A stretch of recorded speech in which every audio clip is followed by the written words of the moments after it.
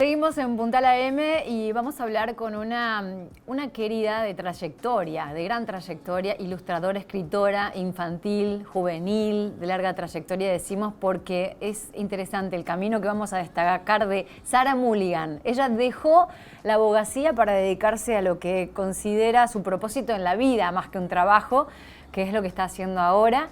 Y nos gustaría charlar con ella acerca de su historia. Sara, Paula te saluda, buen día, ¿cómo estás?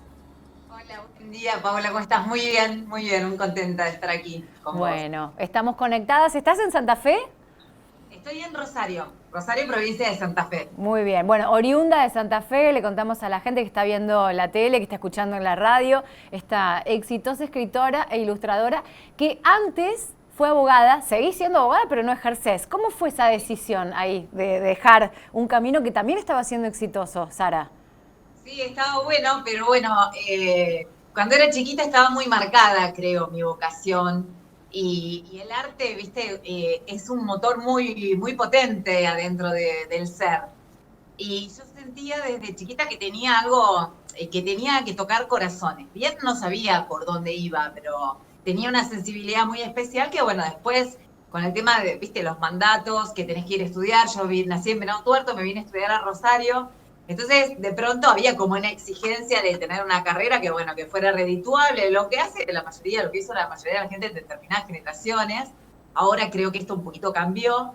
Y bueno, a los 2 años de recibida de abogada me escribí el primer libro de Derecho, que era un comentario de la ley de honorarios profesionales, y bueno, pasó el tiempo, yo postulé inclusive para cargos judiciales, Ajá. y en un momento, después de varios libros, muchos escritos, en un momento me ganó un premio en unas jornadas internacionales de Derecho Procesal Civil. Y me fui a España a disertar y cuando estaba allá todo bien, era divino, había unas fiestas, viste, todo te agasajaban, era toda una cosa Muy muy pomposa. copada, muy española, muy europea. Y entonces empiezo a viajar por Europa después de ese momento y empiezo, viste, a veces tenés que tomar cierta distancia de tu propia vida para ponerte cerca de tu propia vida, ¿no?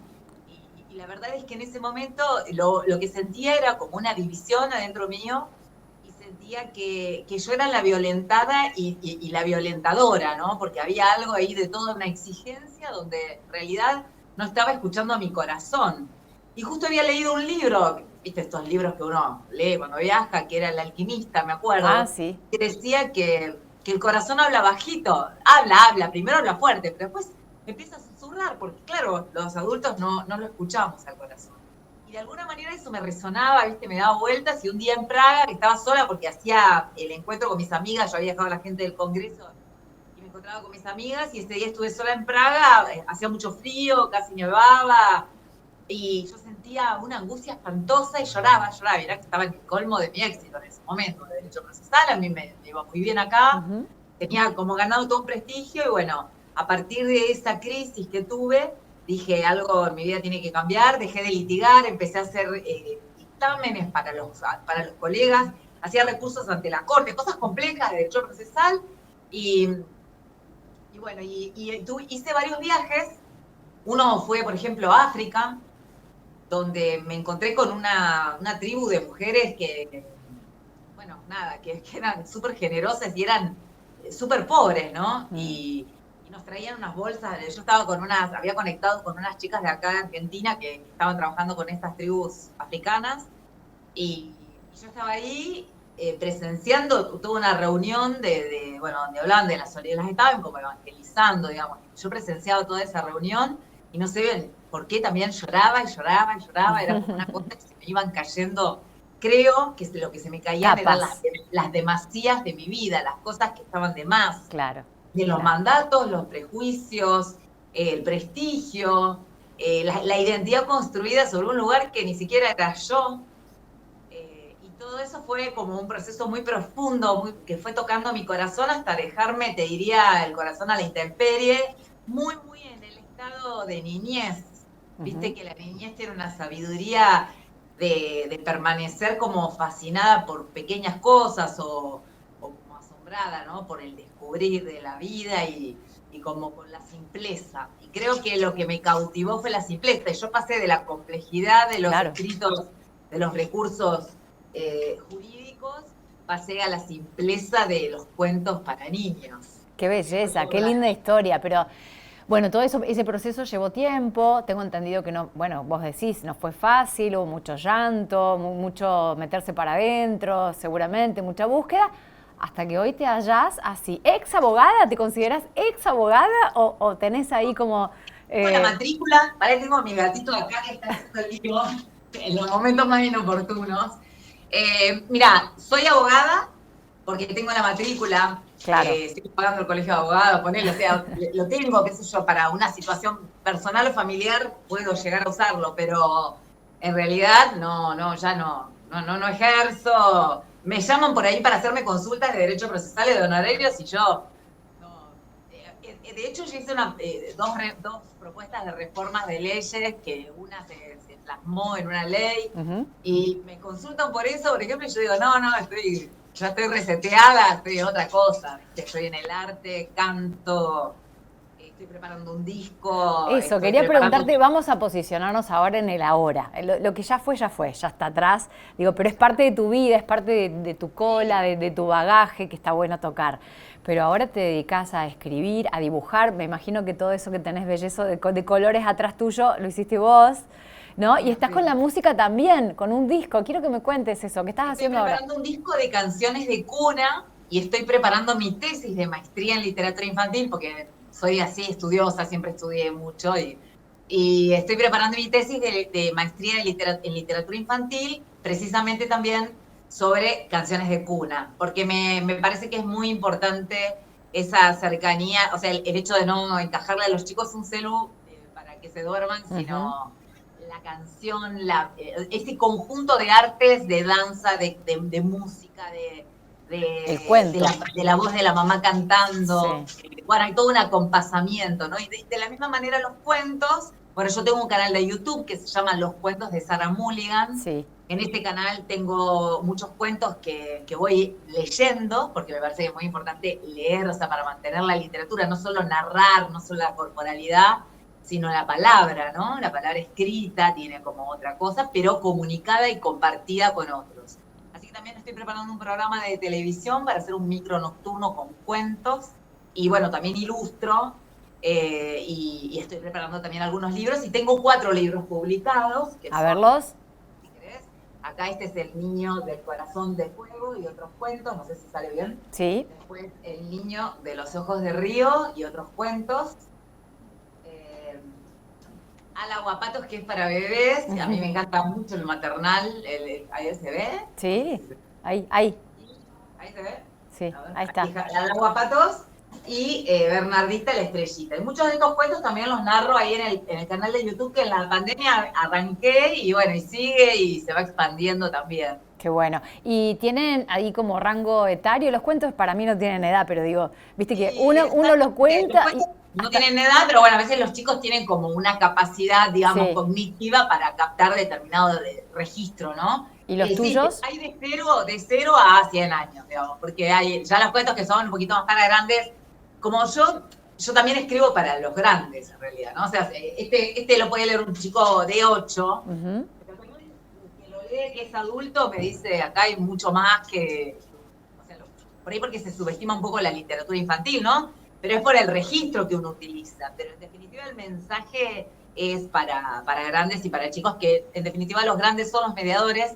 Y como decía el otro día en una nota que me hicieron por Radio Rivadavia, yo le apuesto mucho a la infancia transtemporal, es decir, a esto de que todos conservamos algo de niños y la infancia no se reduce solo a una etapa cronológica, sino que uno va transcurriendo una infancia en la medida en que va descubriendo, ¿no? Esta cosa de, por ahí yo creo que en la medida en que uno se va rompiendo mandatos y las cosas, como esta cosa de andar como sobre los rieles que nos marcaron, claro, se atreve a encontrar en su interior el camino o seguir el laberinto de su propio ADN, del ser, digamos, ahí se pone niño, va descubriendo, tiene ganas como se sorprende, ¿no? Entonces como que creo que uno sigue siendo infante toda la vida. Toda la vida. Sara, Aparte que quiero la preguntarte infancia, cómo sí. ves el proceso, cómo fue el proceso de escritura, de empezar a escribir, cómo es tu relación con las infancias, digo, quiénes te rodean de las infancias,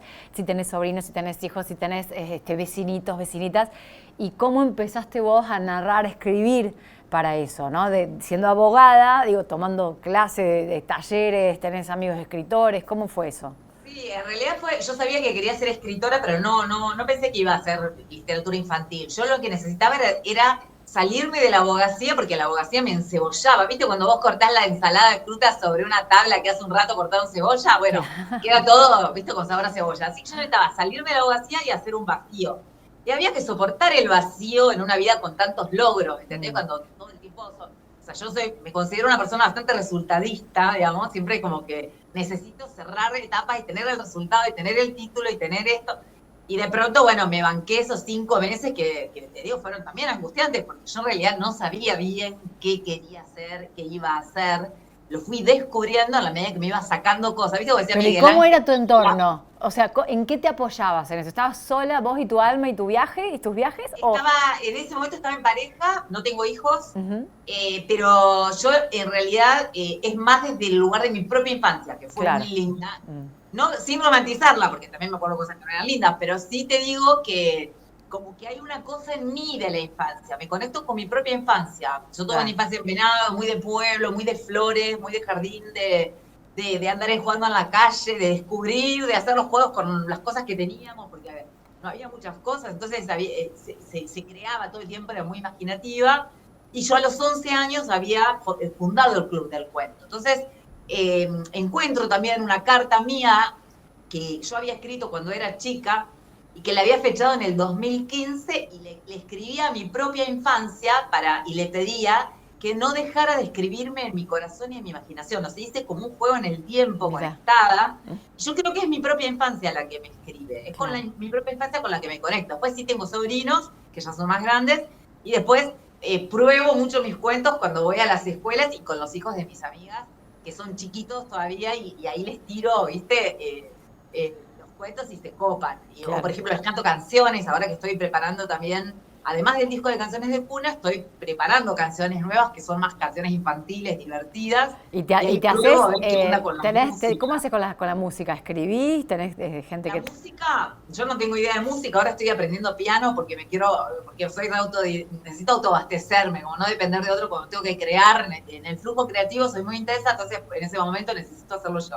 Pero el piano es largo, ¿viste? El aprendizaje, así Claro. que lo que hago es, mira, a veces voy caminando por Oroño, al lado del río, o estoy, a veces limpiando, no sé, si me ocurre algo, Sí. o una melodía, o una letra, y entonces la grabo con el celu.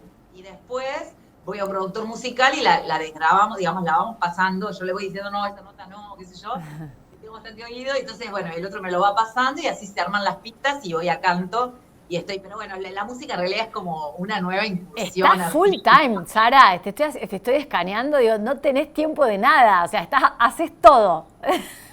Hago todo y es como medio multitasking, pero en realidad es todo bastante relajado, porque es lo único que hago, digamos. Entonces, Claro. es como, nada, hay mucho disfrute, salís a caminar y estás creando, te sentás, un Sí, cuento, es vos me otro preguntabas por el tiempo. proceso creativo, un cuento, qué sé yo, alguien dice algo y te haces paf, acá hay un cuento, y después empieza a gestarse adentro y yo creo que hay una etapa de horno. En la abogacía me pasaba lo mismo, ¿eh? Cuando tenía que crear alguna idea, porque era muy creativo lo que hacía en la abogacía también.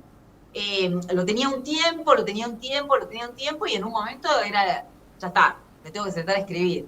Pero hay una etapa de horno, de cosa inconsciente. Y también hay algo que por ahí lo que hago es meditar o rezar o conectarme, digamos, de Claro, alguna manera con algo que para tiene que ver adentro. con algo más intangible, que es muy propio del artista, ¿viste? O sea, qué sé yo, es todo muy intuitivo, no sé, no lo podés, como, no hay recetas, ¿viste? Quiero Es que me como digas, medio, Sara, en 2 palabras, porque tenemos que cortar, ¿qué le dirías a esa persona que está rumeando, ¿no? Como te pasaba a vos con la abogacía, y quiere largar todo, algo que le está haciendo mal, y decís, tenés que hacer el corte. Cada uno tiene su proceso, pero ¿qué le dirías a esas personas que no se animan a largar lo que tienen que largar, que les hace daño, y a tomar un nuevo camino? Mira, que todos tenemos una identidad y que el corazón tiene una identidad. Lo único que hay que hacer es escucharlo y obedecerlo, porque no hay otro camino para ser feliz que estar en propósito.